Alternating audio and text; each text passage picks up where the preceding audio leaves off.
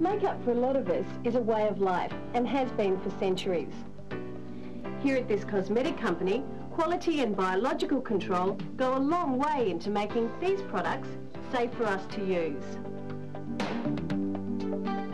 Here in the factory, cosmetics are made up in large batches and bottled for the market. But before they get this far, a lot of work goes into making sure everything is right. That job is carried out by experts who make up a quality control team. For example, getting the perfect shade and texture of lipstick is an exact science. A formula is made up of a number of components. They include castor oil and pigments or colours.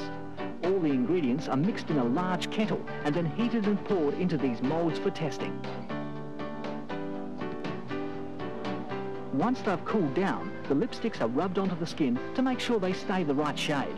If the colour is at all different, the batch has to be mixed again. And it's important that lipstick doesn't break too easily. This test is to make sure each batch is strong enough.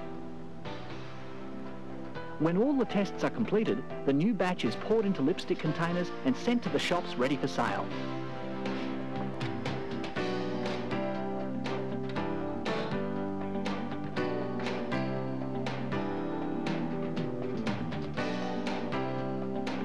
Other products are also tested in the quality control section. A sample is taken from the batch and is checked for viscosity. That's how fast the foundation will flow.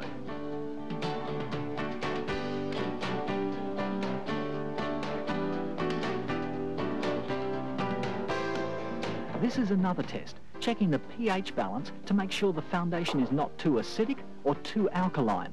It's done by putting a probe into the liquid and the result comes up on an electronic meter.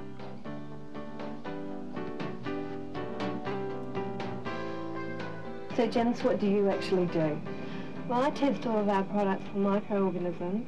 I start with the raw ingredients, followed by the bulk stage, which is the raw ingredients mixed together, and then I test the finished product. I also test the environment in the factory to make sure it's clean, and I test the water, which is the main ingredient in most of our products. Okay, and how do you do that? Well, I have a sample and I add broth to it, which is food for bacteria, which is this dilution.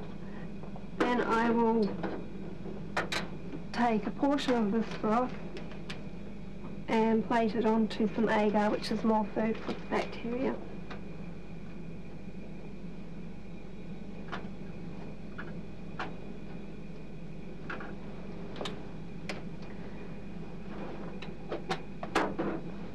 I add some agar to this plate and mix it up.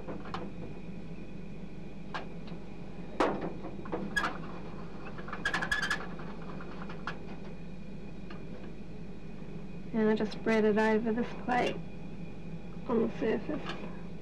And these plates will be incubated for 4 days, and the broth will be incubated overnight. And then what happens after those 4 days?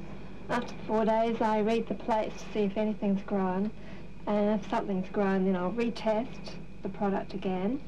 If it's grown again, then we destroy the product and we make sure it doesn't go in the marketplace. There's 4 different types of bacteria I specifically look for.